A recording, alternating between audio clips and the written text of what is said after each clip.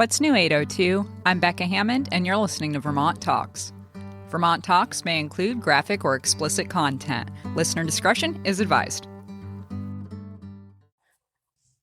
Welcome to the 68th interview of Vermont Talks. I am here today with Vincent Freeman. It is the... what is today? Is it the 19th?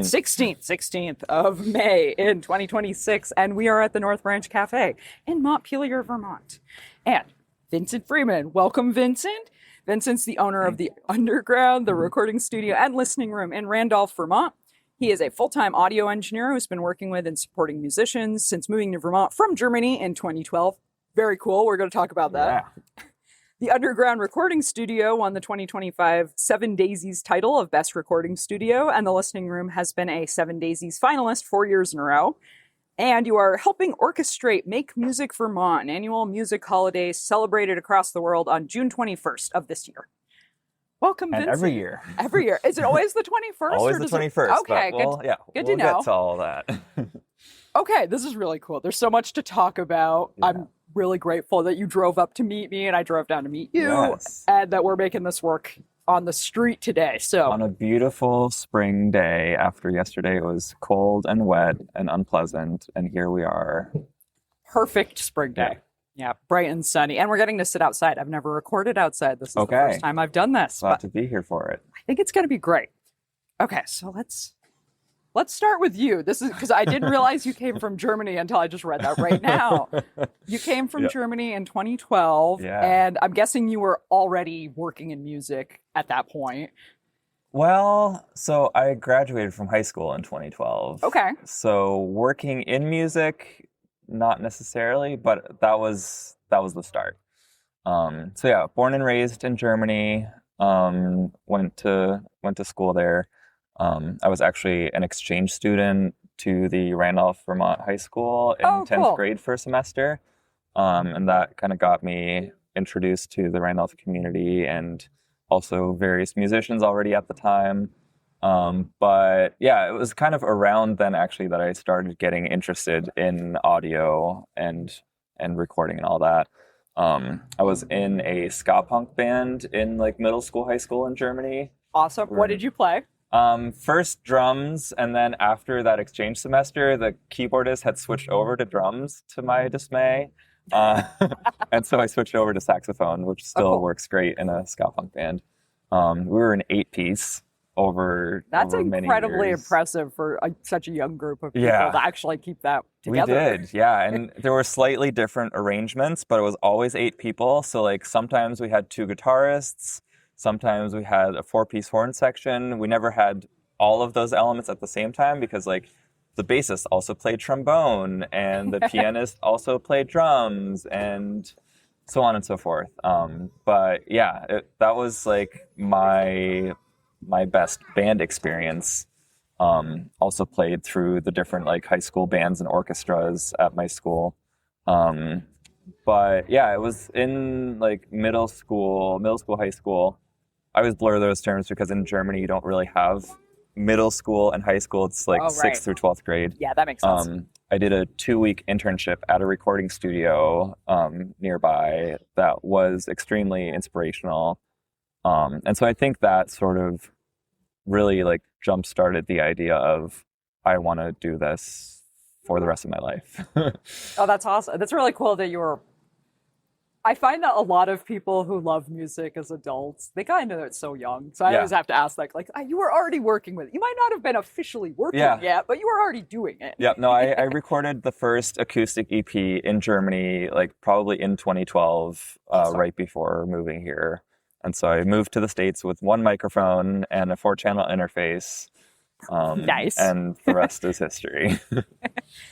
Okay, so the Underground. And the Underground is mildly famous in Vermont circles. People talk about the Underground, like everyone kind of knows you guys, but they don't know you super well in Burlington. Mm-hmm. It's funny, but like everyone knows your name. When I said, I'm interviewing the guy who runs the Underground, like, oh yeah, that place. I don't know him, awesome. But they all knew of the place. I'm so happy to hear that. So we've got some music happening. Yeah. culture. Yeah. When did you officially, like, you moved in 2012, Yeah. you're getting ready, you've got your interface, but it's Yeah. not, obviously, you did day one have a recording studio. How did it come together? Randolph's an interesting, so I went to VTC in Randolph, actually, so I lived there for 2 years. Yeah. It's such a cute little tiny town. There's really not a whole lot. I was surprised, honestly, that you had a recording studio in Randolph. Yeah. How did it come together, and is it located right in town? Yeah. So, slight history there. So it actually started sort of in 2012 as Green Mountain Records. Okay. Because I always pride myself in that creativity with the naming. Same. Green Mountain everything. Yeah. Vermont Talks. Exactly. I guess Green Mountain Records is like the next best thing there, along with all the other Green Mountain businesses. That was me taking myself slightly more serious than I maybe should have at the time, but I think we all did that and should do that, because why not? Like, dress for the job you want kind of thing. Yep. And I printed out a letter size logo and stuck it on the basement door of where I was living. Perfect. I had like the basement studio. Yep.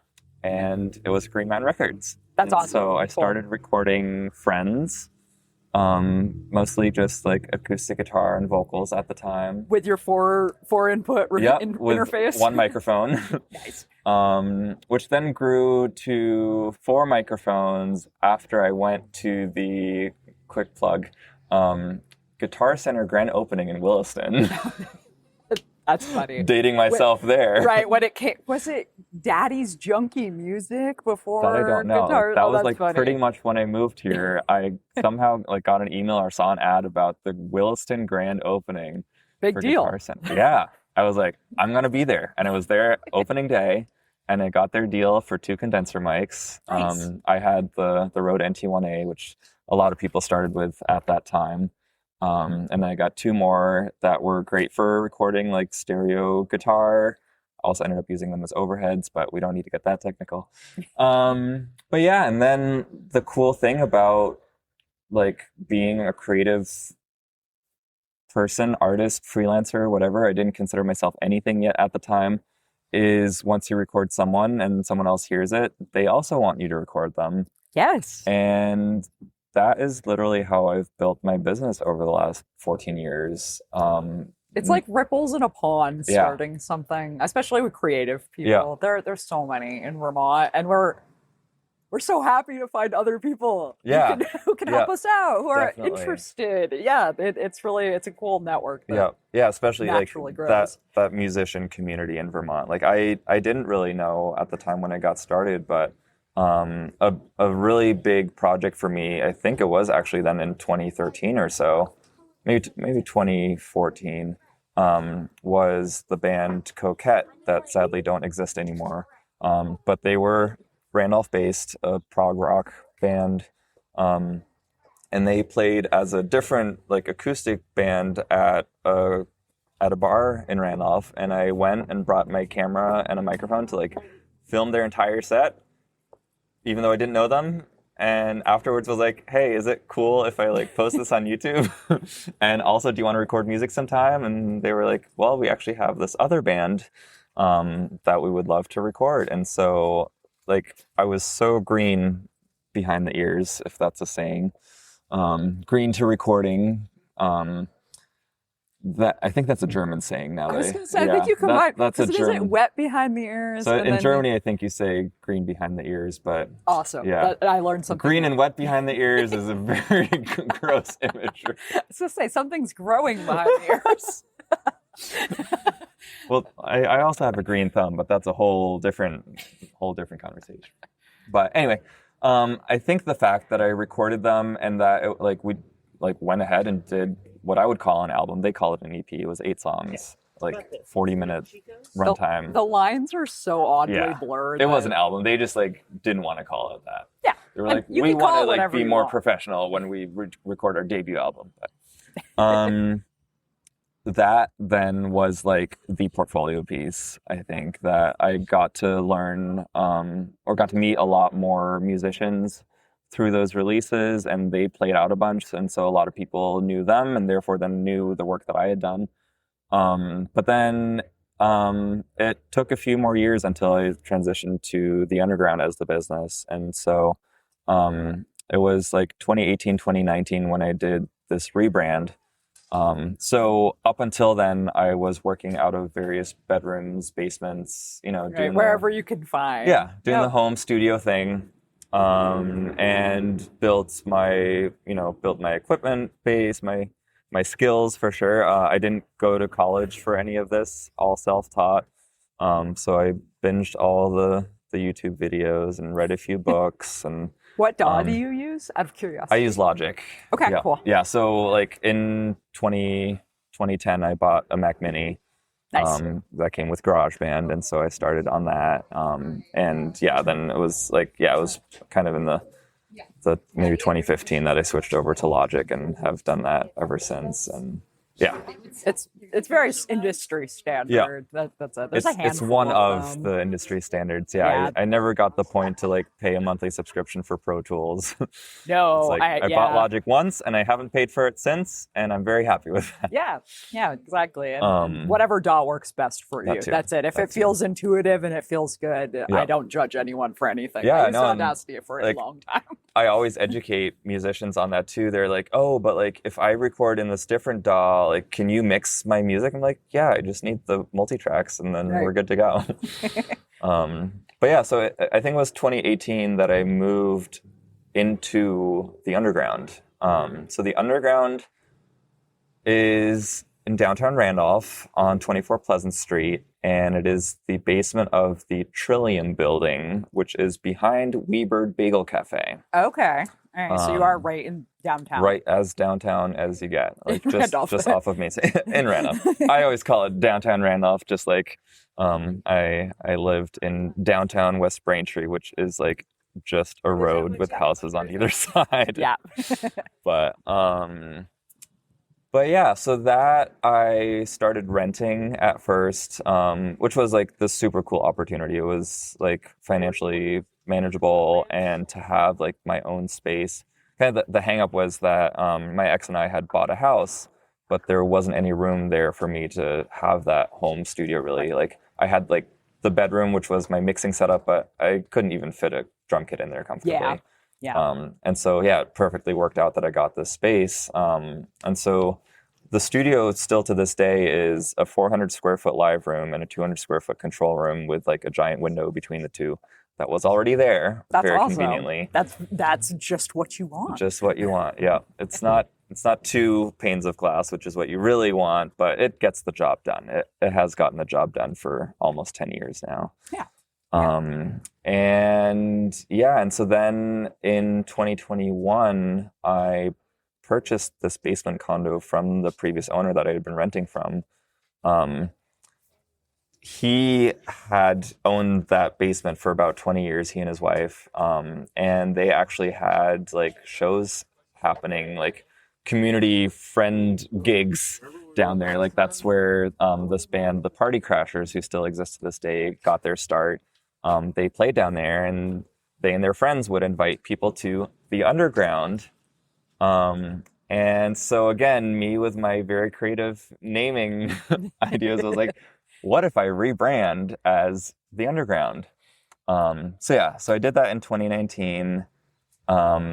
It's a great name for something like that in Randolph. It is, it feels and like in the music community too, because I really didn't think that far into it, because again, I like basically just took over this name mostly because I wanted to keep the culture of the space alive, kind of preserve that history. Yeah. The previous owner was also a musician, performing musician. But yeah, then I kind of like after that rebrand heard from people, oh yeah, underground, like, not on the top charts, pop music, right? Edgy. Right. It's cool. It's cool to be in the underground. Yeah, for sure. Got a lot of hip hop requests that year. Yeah, I was that's kind of funny. I'm totally down with it, but not very proficient from an engineering standpoint in the genre. Though, I like a couple years later mixed a full hip hop album and did a few like vocal recording. That's like whenever someone reaches out to do recording, I'm like, so you have beats, so you want to record vocals, I presume, because there aren't any other instruments really Right. involved. And that's definitely one of my strong suits is like recording live instruments. And so that's where Right. I've But kind of, coming from a ska band, yeah, with all of the different instruments. types of instruments, right? That's very fair. Hip hop's just speaking of the genre difference, it's just such a different world, and you can't be everything to everyone. It's amazing when audio engineers can just take any genre and make it work. Yeah. Props to you, but also I could also have no idea how to mix those things. That's it. I feel like every new type of genre, and everyone wants a slightly, even just splitting apart metal into 1,000 different subgenres. They all want something slightly different, right? So I could imagine jumping into a whole new world like hip hop. Yeah. And I'll do a quick shout out to Zach Crawford. I don't know if you've heard of him. That name sounds familiar. Sky Splitter Inc. is his studio, and he is like the go-to hip hop engineer, mixer, mastering engineer, and I've sent projects his way. Cool. He taught audio engineering courses at Guitar Center as part of their grand opening series, which I partook in and made this like lifelong connection along with a couple other musicians, kind of bringing it back to that earlier conversation. That's really cool. What an important day for you. I know. It's so ridiculous. Like corporate Guitar Center. Hey, but it's still local. It is. That's it. Yeah. It was the local people. It might have some corporate brand on the name. Aren't there jokes about like the people that work at Guitar Center? Oh, yes. Yeah. I don't even know them, but I know that they exist. That's funny. Yeah. So it's also a venue. Yes. When did you revive the venue part of this? Yeah. Or is it even in the same space? That's it. I haven't actually been down there. I wish I could have gone down soon. So I can't ever give a straight answer. So I apologize for that. That's okay. In 2020, we all know what happened. I, much like many other people, started a live stream concert series out of my studio, and it was called Live from the Underground. Again, what a great name. I know. Perfect name. It was right on the nose. And so from, I believe, it was July 2020, I produced 3 years of weekly Thursday night live stream concerts out of my 400 square foot live room, which was quite a big feat. And I got to know so many bands and musicians through that, which is super cool. And then in 22, I purchased the basement condo that, the studio and the listening room are located in. It then took some time for the previous owner to load out, and for us to essentially build this venue, the Underground Listening Room, though all we really did was built a stage and got a PA set up in there. And so then in 2023, if I have this right, it was actually, I said I would look at the dates before, but I didn't. Don't stress about it too much. It's all a blur from 2020. No. So in 22, yes, good to see you.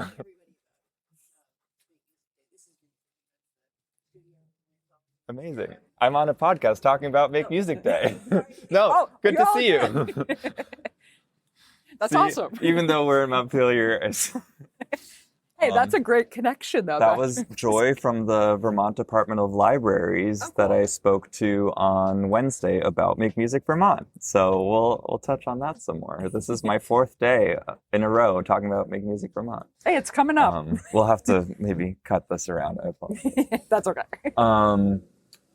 So in 2022, we opened the Underground Listening Room, and kind of the last half year of that, we did both Thursday night live stream concerts as part of Live from the Underground and Friday night live in-person concerts. And so you're doing both, that's a lot. That's cool. For 6 months, yeah. And it was like we're not going to do that anymore. At the time, we were also broadcasting the live streams to our local radio station, which added another level of complexity because we had to like start right on time because otherwise dead air and nobody wants that. Yes. Yeah, that's funny to think about because I like making videos and stuff, but the live streams, you got to be ready. Yeah, like all things need to be lined up. And then so since then, we're now in our 4th year of concerts at the listening room. And so, it is all in the same basement. The listening room is about 1,200 square feet and can fit 49 people. That's awesome. That's fairly big. It's great. It's just the right capacity. We've sold out a fair amount of shows, and that feels really comfortable. But since we don't sell out all of the shows, it's even better that it's not too big. Yeah. So, I mean, it is Randolph. And it is Randolph. That's it. But don't knock Randolph. Come on. It's just not a lot of people. That's it. Do the college kids come out ever? They don't. That's sad. That's it. The music scene in Randolph broke my heart as a musician coming in. So they were like, oh, yeah, we have a music club. I was like, sweet, I'm going to find other musicians. And then I met the guy and he goes, well, we already have a bass player. And I was like, oh, so it's not a club, it's a band, and I guess I'm not invited. And that was kind of it. When I had no idea that there was anything going on, really. Yeah. So I bet they're a little out of the loop. Now there's a good amount going on. And I mean, people drive a couple hours to come to our shows if it's the right band, which is really awesome. Like from the Canadian border or like New Hampshire, Massachusetts. Yeah, Randolph's in a nice spot. If like getting people up from New Hampshire, that's actually kind of a decent location for that.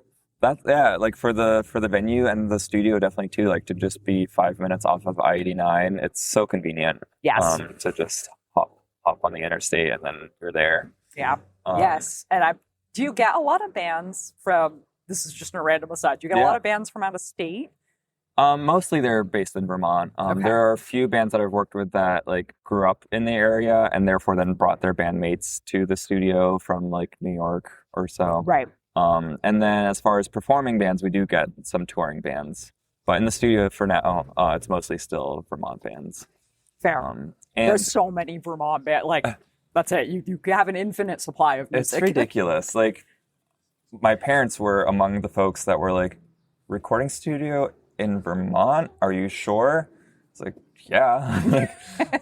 I had a friend say, I still have to like fact check it, but that Vermont may have the most musicians per capita out of anywhere in the U.S. That wouldn't surprise me, which, honestly. Our capita isn't that many people, but so it's even more impressive, I guess, that like most of them are musicians, perhaps. Yeah. Like I used to and still sometimes flip through the 7 Days album reviews, and most of the time I don't recognize the band names. And I'm like, how have I not even heard of them? Again, like 6 years of live concerts and hundreds of recording projects. How are there still Vermont bands that I haven't even heard of? You'd think you'd hear of them on tickets. I have that moment all the time though, where I'm like, wait, who are these people? And then one of these guys told me they've been playing for 20 years yesterday. And I'm like, how did I not? Pilgrims. I'd never heard of Pilgrims. Yeah, they're awesome. They were so good last night. My band played at Monkey House last night. Cool. Yeah. Yes, and I got to meet those guys. I was like, wow, you guys are awesome. And I had no idea you existed forever, apparently. I met the Pilgrims or heard them, this is probably about 10 years ago when they opened for Coquette that I was mentioning earlier at the Listen Center in White River Junction. And they gave me a t-shirt that I wear every Thanksgiving because it says Pilgrims, thanks. That's amazing. So, random aside. I wear it ironically. Yeah, that's funny. Random aside. But there's so many bands that it's not something that you're ever going to have a lack of people who are working on some music. And some of our artists in town are so prolific, I guess is the right word to use, because they make so much music and like they'll produce so much so quickly where it's almost overwhelming. And then they'll be in 6 bands and do their own solo projects. Like, wow, no wonder we have so many. That's definitely the Vermont thing too that probably everyone has established is like, if you're in a band, you can't just be in one band because it's not sustainable. Like, probably most successful full-time musicians are solo musicians because it's manageable, navigatable, especially since the pandemic, I think. Yeah. But so if you are in a band, you're going to be playing in all sorts of different bands to kind of fill up your schedule that way. And you might also be playing solo on top of that. Yep. And that, however, for like the industry, you could call it, that I'm in, is also ideal, because that means like if I make great connections with one musician, now there are all these bands that they're in or familiar with that they will now connect me with, which is a wonderful thing. Right, that networking web that just keeps growing. Yeah. It really does. I'm always shocked by all of the different groups, because that's it. Everyone knows these like groups of people, and it's like all your friends know each other, and we're all in bands together, and we're all like, we all love each other's bands. Yeah. But then you'll meet one person who's friends with somebody, and they've got this massive network of people that you've never heard of, never met, and there's about 40 bands in that group. And as soon as you make that connection, now you just like absorb them into your big web has now grown. Yeah, exponentially. It's amazing. And that is how I'm also excited to like look at Make Music Vermont. And thought we could segue into that direction. That's perfect. I should let you lead the podcast. June. Oh no, this is exactly how this show goes. It's very casual. It's all about what we want to talk about, what you want to talk about. And Make Music Vermont, is it falling the June 21st? This is a fixed day every year. Every year. It's considered like a holiday, sort of, right? Yeah. I have a proclamation into our governor to, as most years, have him hopefully again this year proclaim Make Music Day, June 21st, as Make Music Day, which he has in past years, which is really cool. And so Make Music Day, which Make Music Vermont is a part of, is an internationally celebrated holiday on the summer solstice, June 21st, every year. So various days of the week, therefore. That started in Paris, France in 1982. So this will be the 44th Make Music Day, which is so cool and so exciting. And Make Music Vermont has been a part of it since 2016. So this is the 11th year. And so for the past 10 years, Big Heavy World up in Burlington, our dear friends, Jim Lockridge up there, such a cool guy. And Bob Calhoun, going to shout out Bob and Ross and Abby and all of everyone involved. You were very intertwined in the. There's a lot of good people that kept network. That going for so long. Looping back, so they ran it, they organized it for the last 10 years. And in 2019, my good friend James Cross, who you may know, and I, we put together a monthly music industry meetup at Big Heavy World, for just music like-minded people, whether engineers, musicians, anything like that. And so we met there, we did it for a while, and Jim one day mentioned like, hey, by the way, have you all heard about Make Music Day? It's this really cool celebration of music. I was like, no, but sounds amazing, and I want to be involved. Again, this was like late 2019, I think, and so the Randolph Arts and Culture Committee had recently become a thing, and so I was like, hey, we should put on Make Music Day in Randolph. And so we started organizing some things, and then March of 2020 came around, and the idea of a bunch of people gathering in Randolph was the worst idea. wasn't so great anymore. So sad. That was the lost years. Yeah, really. But no, we said the show must go on. And so the Underground was one of 6 recording studios across Vermont that did a live streamed, I think it was 6 or 8 hours of live streamed concerts. I hosted 3 bands, and then the other venues each hosted 3 bands.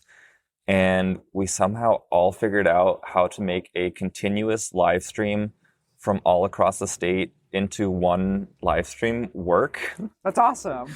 I still don't know how we did it. I had a good tech friend that like had figured it out, probably maybe with a gaming background or something, but we did it. And so 2020 was Randolph's first Make Music Day celebration. And then ever since then, so this will be our 7th year, we've hosted Make Music Day in Randolph, with the last few years landing on Friday and Saturday. So our first weekend days that we were able to participate, by the nature of it always being on the solstice, we had about 15 performances across the span of 12 hours in tiny little Randolph. Awesome. Which was really cool. We got the feedback this year that there may have been too many things going on.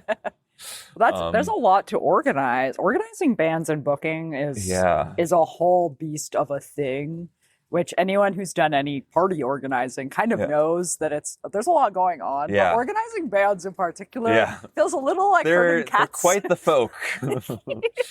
And I love them because they are my livelihood and my friends. But that's the cool thing about Make Music Day and Make Music Vermont, which I have become even more familiar with this year, because with Big Heavy Worlds slowly disbanding, which is very sad, we were asked to take over the baton for Make Music Vermont, and the statewide orchestration of the entire holiday celebration. Right, because it's not just one town. This is all over the place, really. It's all over Vermont, any venue, all over the U.S. Right, that really wants to can be involved in that. Exactly, and not even venues, but businesses, storefronts, towns with parks, gazebos, sidewalk spaces, people in their homes, on their porches, front yards, really whatever. But so the cool thing is, as being a member of the Make Music Alliance here in the U.S., we receive this matchmaking platform, and it's at register.makemusicvt.org, where both bands and locations, or we'll call them performers and locations, because you don't have to be an established band or a trained musician. You can really be anyone that feels like making music. And we touched on how it doesn't need to be a venue; it can really be anything. So you can sign up and register as, hey, I want to host a performer, or hey, I'm a performer and I'm looking for a place to play. So none of us are actually booking bands or really coordinating events in that way. We're just providing the systems, the infrastructure, and the promotional support for Make Music Vermont. For all the other venues. I'm sure you're booking for your own venue, but... No, actually, so the last 2 years for the Underground, I decided it would make more sense if I didn't host anything, because I am on my feet for 16 hours. Fair. On that day, making sure I go to every single performance that happens in town and checking to see if anyone needs help, taking pictures, posting on socials. You're busy organizing. I'm busy organizing, yeah. And this year I was like, maybe I'll run sound for one of the events, but I think I'll be even busier because now you're running everything. Yeah, and so kind of where I see myself on Make Music Day is really wanting to push and promote all of the other posts that we will hopefully get tagged in across the state. So if people tag Make Music VT, we'll get a ping and we'll share that on our platform to our network so that people know where to find performances and where to go out. So we sort of did a little bit of a rebrand. We came up with a new logo for our organization to kind of show hey, this is a new group of people. We're really, really honored to kind of take this over and are very appreciative of what Big Heavy World have done for the last decade, and are really excited to kind of broaden the reach even further, improve or increase the support that we offer to musicians and businesses. And for that, I built a brand new website, makemusicvt.org. Oh, yes. Yep. That is filled with information on what Make Music Day and Make Music Vermont are, how you can get involved, where to register. We have a ton of documentation of like ideas for events or like templates for wording of things that you might want to share. Our whole brand kit, if you want to like use the logo in your marketing and all of that. And most importantly, we have the Vermont map that shows all the locations where performances are happening. Right, because it's all over. You don't necessarily have to travel. It might be in your little town, wherever exactly. you're at. And so there's a full map with all these pins, and you can zoom in and see all the different locations. You can also browse by all the different locations that are hosting, or by musicians if you want to like search by genre if you want to go that route. But yeah, so it's very comprehensive in that way, which then in turn makes our lives easier, because here we are providing the resources. Like, go run with it, have a blast, have a great Make Music Day. But we're available via email and phone number. And I should mention, so when I say we, it is our Make Music Randolph committee that has for years now consisted of the Chandler Center for the Arts, which is a wonderful arts venue in downtown, and the White River Craft Center, which is kind of an arts collective space. They house a ton of different types of artists in their different art studios. And they're celebrating their 25th anniversary the week before Make Music Day. Nice. Very cool. Which is really cool. So yeah, we're a great team and all work really well together to make this happen every year. Yeah, it's a lot to. I don't think a lot of people really understand the concept behind it. Yeah. Who aren't already musicians who've kind of gotten into it. But hello, another musician. There's so many people who could be involved that just don't know about it. Yeah. And there's probably a lot of venues and venue owners who just don't know about this, really. And it falls on is it the Sunday this year? So this year it's a Sunday. Which is nice. It's still a weekend. Yeah, exactly. Like 2 years ago it was Friday, and we were like, okay, at least like once people are out of work, like they'll really be down to celebrate and have a good time because they can sleep in tomorrow. Yeah. And then last year we were like, okay, like full force, full energy. Let's make this the biggest one we've done yet because it's a Saturday. Which coincidentally, my daughter's due date was 4 days after last Make Music Day, which therefore was like a nail biter of, am I even going to be there on Make Music Day? But she was very patient and showed up 2 weeks later. Oh, wow. She gave you a buffer room. She did. Yeah. And so both my partner and I were able to enjoy last year's Make Music Day. And this year's Make Music Day falls also on Father's Day. Oh, yes. Which will be like the most exciting Make Music Father's Day for me, being my first Father's Day. Right. That's fun. Shout out to my daughter Annika. Are you gonna get her some big earmuffs? We got the earmuffs like when she was born, before she was born, from some friends. So she's set. But also, it's gonna be outside. There's gonna be a lot of like singer-songwriter type performances. So she like in the first 2 months of her life, she probably went to more concerts than most infants that age. Oh, I'm sure. And she had a wonderful time, from what I could tell. Yes. Oh, yes. Well, that's it. It's not like she probably enjoyed Make Music Day last year. It was probably just a little muffled. Yeah. No, she because my partner at the time was still able to also go to our underground shows, which now our daughter Annika has a bedtime. And so therefore, they're no longer there. But yeah, she was bouncing around in utero when she heard that bass bumping.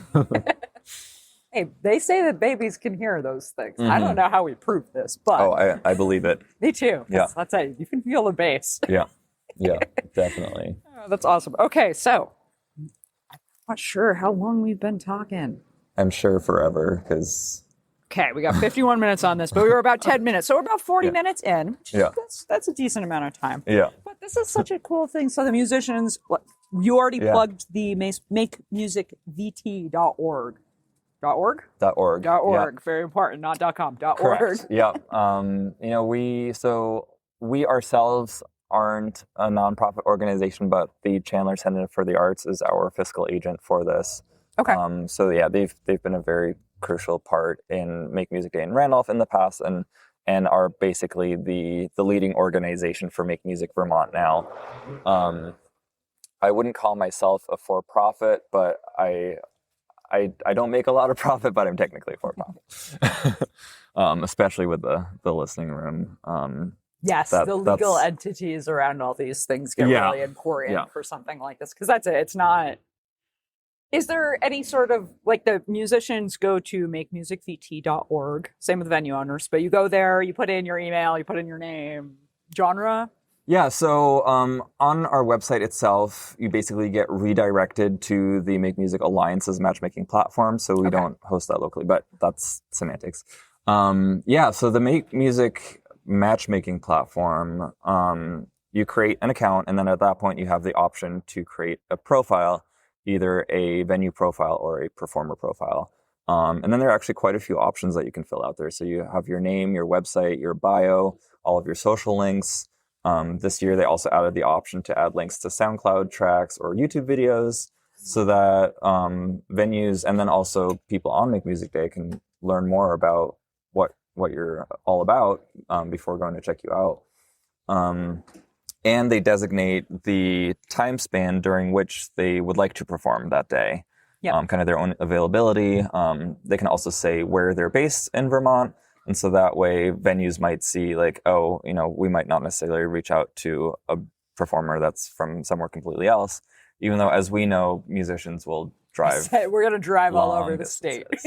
And yeah, we have musicians that applied at 5 different venues all around the area because they want to play the whole day. So an hour here, an hour there. It's super cool. So they're doing their own Make Music Day tour. Nice. That's a great idea. You can do a mini tour. It's wonderful. And I encourage people to also, who will attend Make Music Day, to go beyond their own community. It's difficult in Randolph. We're gonna provide music for 12 hours, so there isn't really a reason to leave town. But we still encourage people to look around. Right.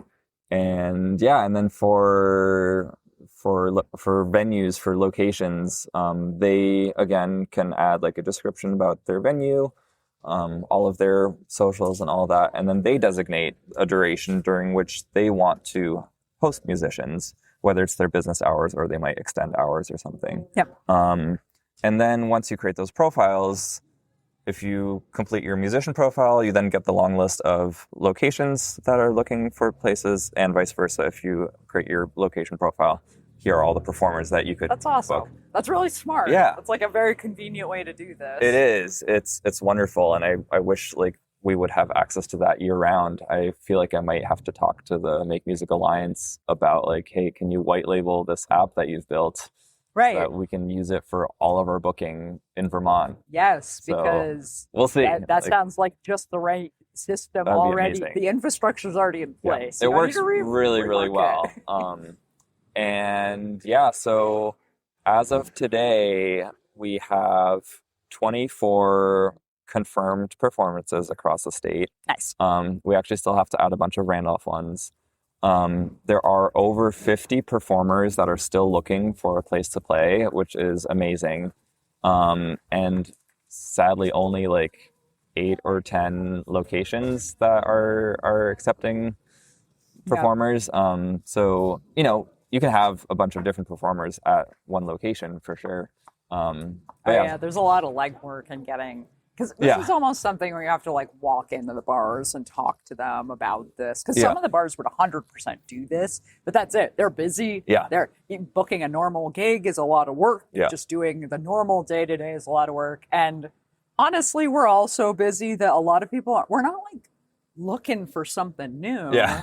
But that doesn't mean we don't want to support community, right? And if someone comes and talks to you, you're willing to do these things and think it's a great idea. You're not going to find it on Instagram because you're not scrolling Instagram. Right. Yeah, and obviously this platform is yet another place where you have to create an account and create a profile and all that. Yeah. But I've really been pushing the platform because it makes us organizers our job so much easier, because we can just provide it and say use this and have a blast. Yeah.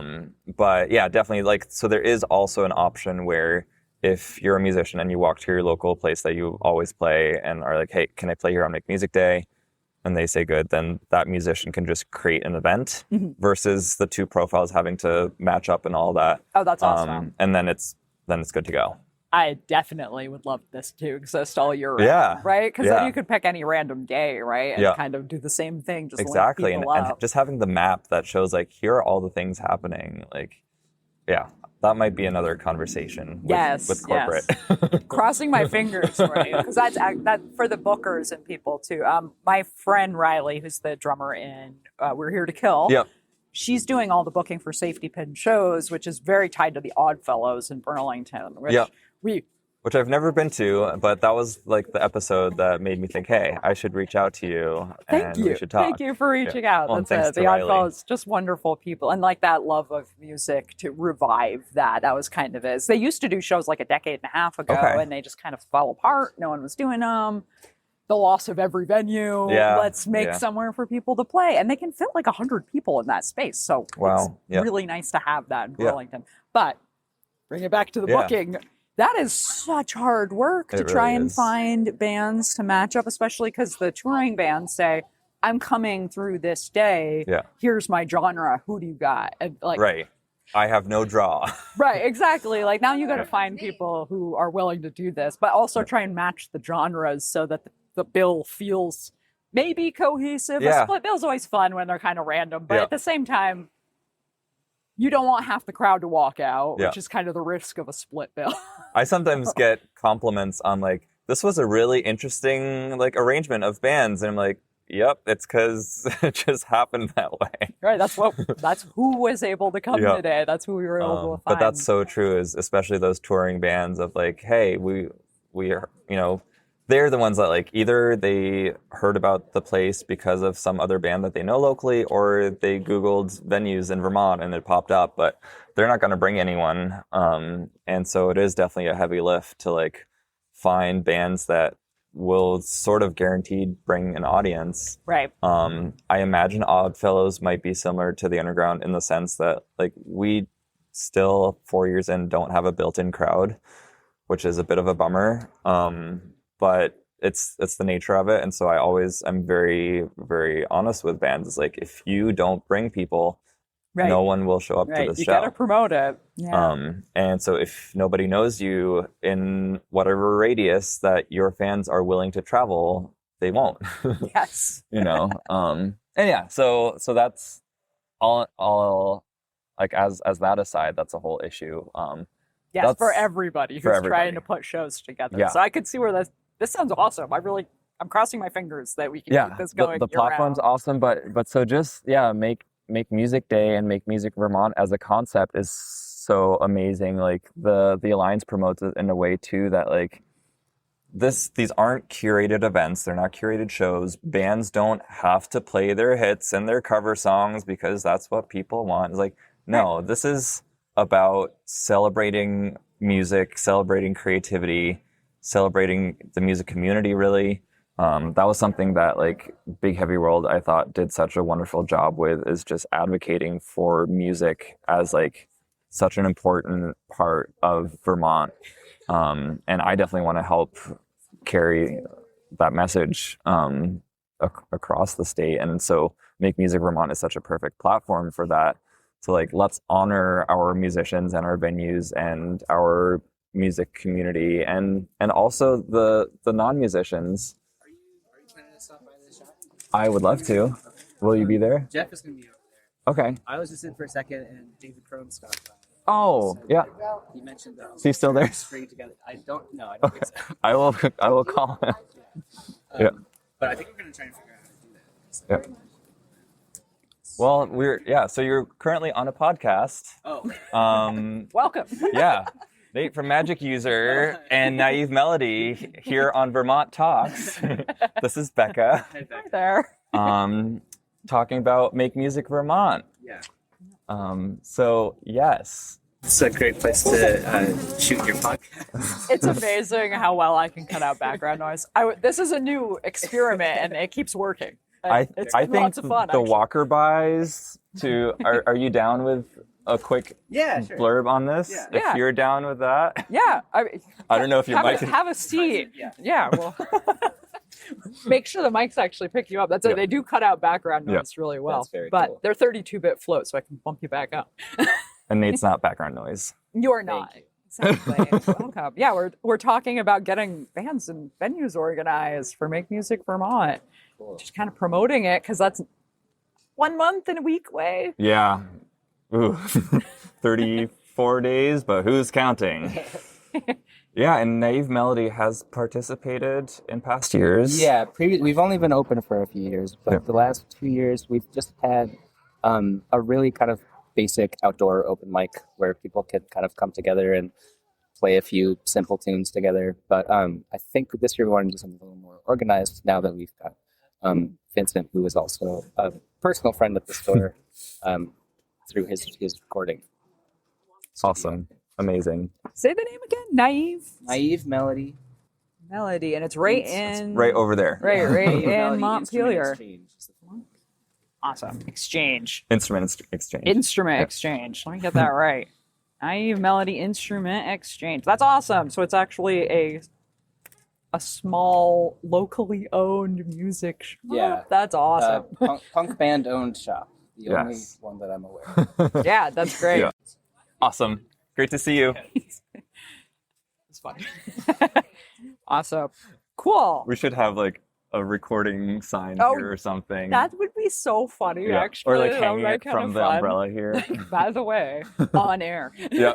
Yeah. Everyone who's walking by is like, but that would be like that, that would be the thing that goes viral on Instagram is, the street side interviews that we were talking about before Right. you hit record is like, what do you have to say to this? Yeah, What would be your amazing? opinions. I'm gonna plug a task for you for Make Music Day that you definitely do not have to run with, but going out on Make Music Day with your mics and being like, have you heard of Make Music Day? Do you know what's going on? Did you know there's like something cool happening right down the road? Just a total... I might actually do that. I have done that. I really only the one time was at Lily's Pad, honestly, where Mhm. they had. That's up in Burlington? That's up in Mm. Burlington. Yeah, very, very, very small DIY venue, and it was just like the sweetest, most wonderful people. And because it's just a basement, and people come and basically have like a music circle together. Yeah. I would just kind of talk to everybody. I brought a handheld interview mic, and and it actually sounded awesome. So Yeah. maybe I can do that That'd on be Make so Music fun. Day. That would be really fun. I got to pick where to go though. That's the hard I know, part. because like everywhere. Yeah. That's it. I need stickers or something Yeah. to hand out to people so that they some reference back Yeah. to Make Music Day. Yeah, so I ordered a batch of Make Music Day stickers. Nice.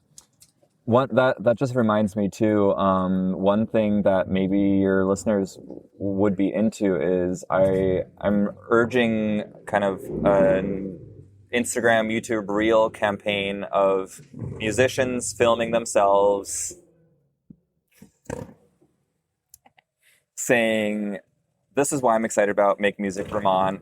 I'm going to be playing here at this time. Go check out your performances at makemusicvt.org," something like that. Yeah. Because especially for me, for this year, it's all about spreading the word. Much like we were talking about with the studio and the venue earlier, it's all about word of mouth. And the exciting thing is that the numbers grow exponentially. Is like one person will tell two other people, and they'll tell two other people, and so on and so forth. And like you said, so many people haven't even heard about Make Music Vermont yet, and it's existed for 11 years, and I've been telling people about it for 7 years. Yep. And still, most people that I actually talk to have never heard of it. But That's it. It hasn't been like on WCAX. Maybe it might have had a clip or something, but it wasn't. It Yeah. hasn't been. That's it. You need year over year. Randolph people has been talking featured about on the it. news a couple years. Yeah, but if you missed that one, yeah, I know. one clip at that Yeah. one news cycle, then you missed it. Yeah. So with that, I don't know what your podcast policies are, but you can cut it out. plug our media sponsors for Make Music Vermont, Front Porch Forum, Oh, yeah. and Vermont Public, Great Eastern Radio. Yep. Also partnering with the Vermont Arts Council. Like, these are all great organizations that are now helping spread the word around Make Music Day. So like Front Porch Forum, they were generous enough and made a post go into every subscriber's inbox. That's 250,000 people that got the message about, hey, Make Music Day is June 21st. Yeah, that's awesome. And then Vermont Public, they're going to run ads the week leading up to Make Music Day, and 7 Days is going to write an article a couple of weeks prior. So, like, yeah, we're so grateful for these organizations helping spread the word, because, again, there's nothing in it for us except for Right, it's just community. Right, it's community and music. That's all that matters, in my opinion, personally. Coolness. Well, that's kind of something that I was just thinking about when we got to get the bars involved in this. We got to get like Monkey House, because Monkey House has their windows open now. Yeah. And they've got speakers out onto the circle amazing. in Winooski. Perfect spot. I don't know what their hours are though, so that's just the kind of thing where I'm wondering. I'm like, do they know about this?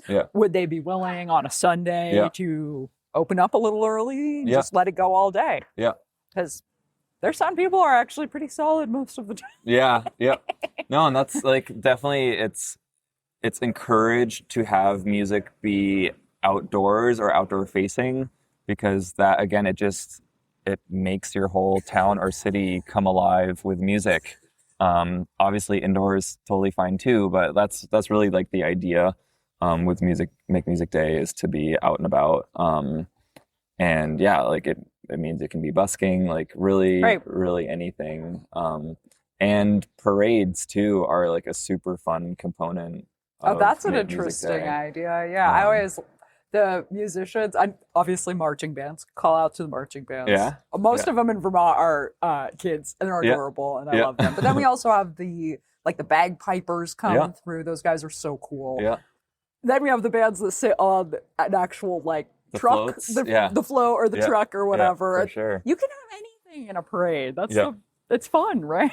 Yeah, I keep talking about our parade this year, trying to basically manifest it. Last year we had a kazoo parade go down Main Street in Randolph.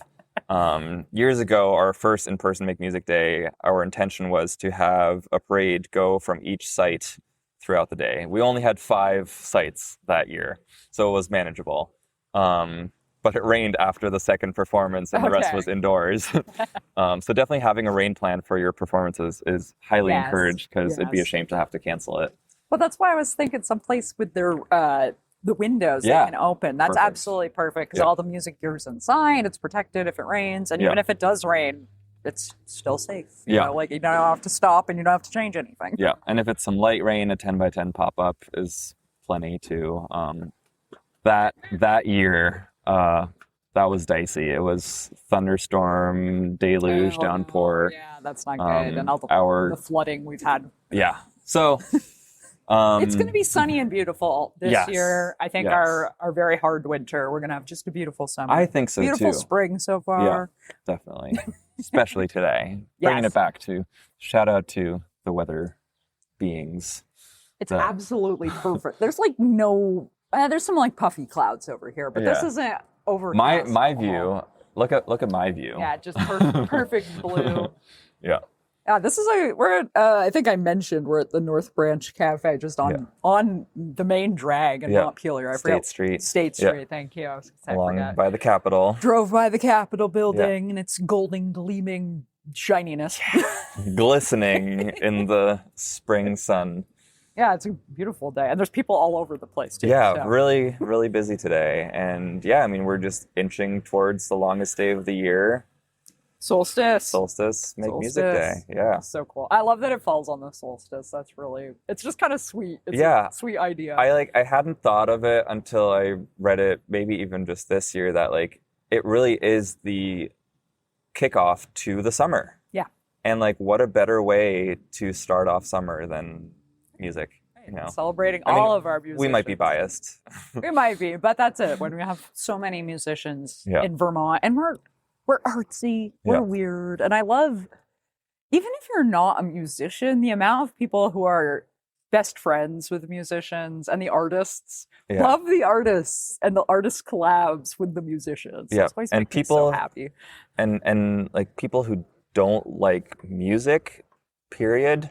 I don't know that I've met that person, but I don't know that we would have anything to talk about. So what I mean to say is like everybody loves music. So like I talk to people sometimes, especially if they're like showing interest in my venue or my studio, and I'm like, oh, are you a musician? Sometimes it's like, no, but I love music. And so, you know, it doesn't matter. And so this holiday, like that was kind of an easy talking point to these businesses that are supporting us, is like your audience that you will be reaching out to with your sponsorship and your logo is everybody. It's every age, it's every demographic, it's the entire state. Like, it's the perfect event in that sense.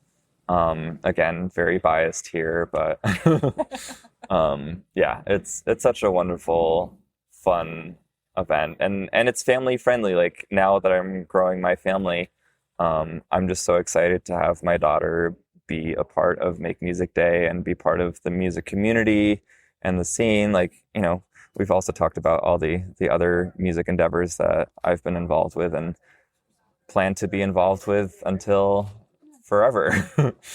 I will say, when I was little, this is an aside. Please. The music in the park, because there's not a lot in rural Vermont for musicians. Like, there's just not a lot. And a lot of little families in rural Vermont who aren't directly involved in the music scene, they just, I don't know, the kids don't get to see music very often. But so many towns in Vermont have their concerts in the park every Sunday or whatever it is. Their Tuesday gazebos. nights, in the gazebos.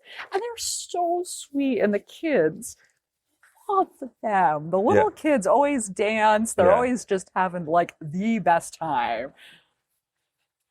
It's so important. Like, music is so important for children and all of us. Like, it just kind of brings us together, just like food. Food and music. Those are the two things that I feel like could save all of humanity. That was exactly what I thought of yesterday. I watched this quick little news spot on YouTube where they interviewed a YouTube host that like hosts a food show, and they were talking about how food brings people together. And so I had that exact thought. Food and music are literally like, they break all language barriers, all borders.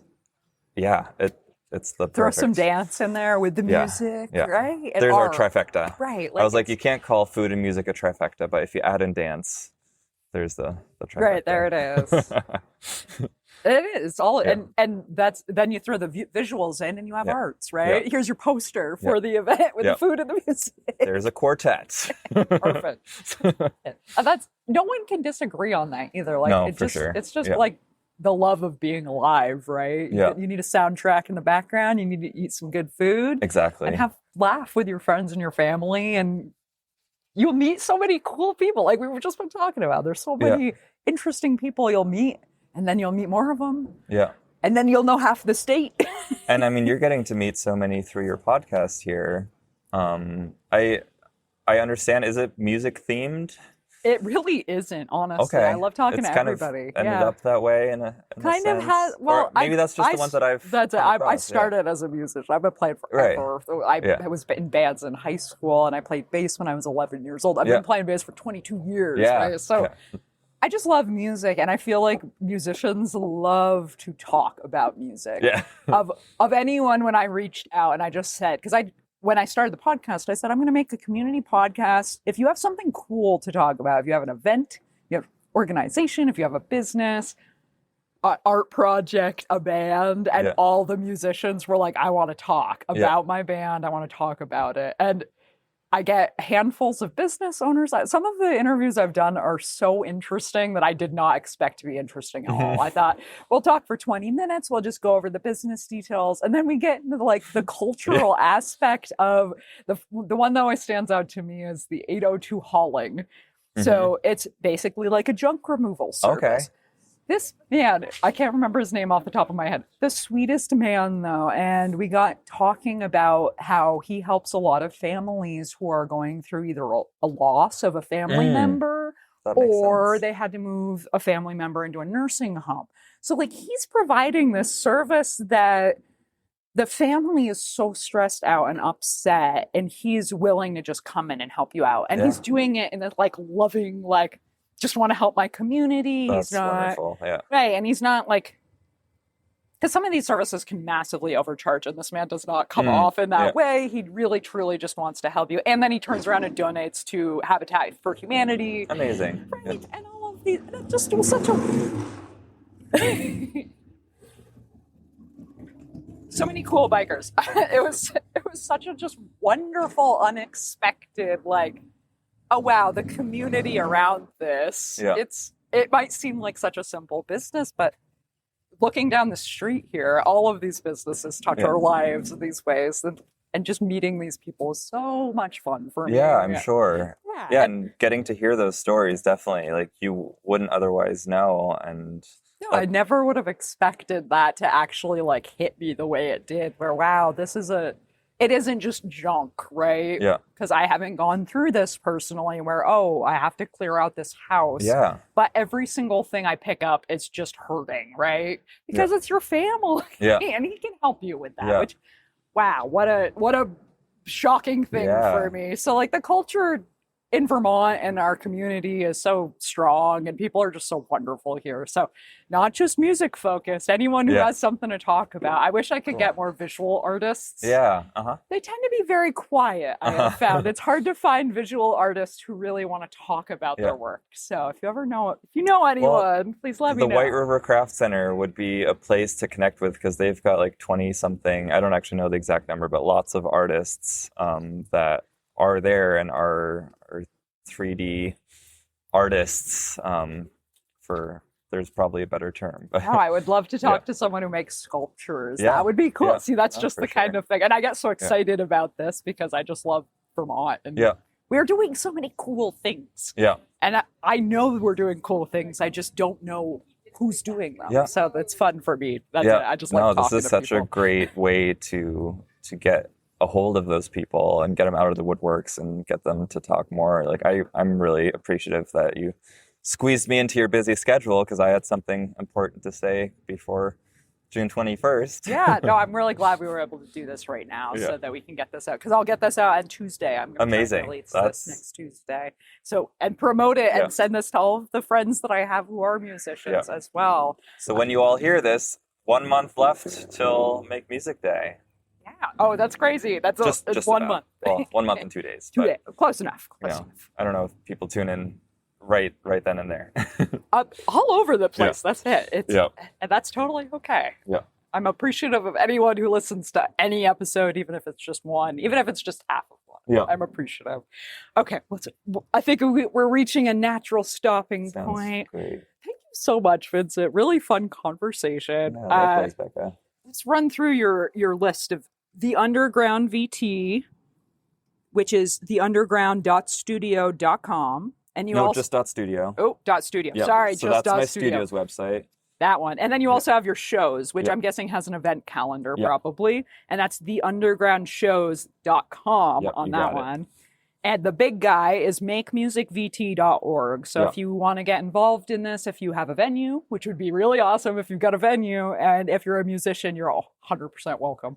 Sounds like you could even play on your lawn if you live in town or something. Or even live stream. There's an option for live streaming from your living room if you want to. Oh, that's great. See, you can get involved no matter what. If you want to be involved, you can get involved. And if you want to check out a show at some point, 24 Pleasant Street, Unit A, Randolph, Vermont, 05060, which is also the studio space. If you want to record an album, if you're a musician looking to do that, hit Vincent up.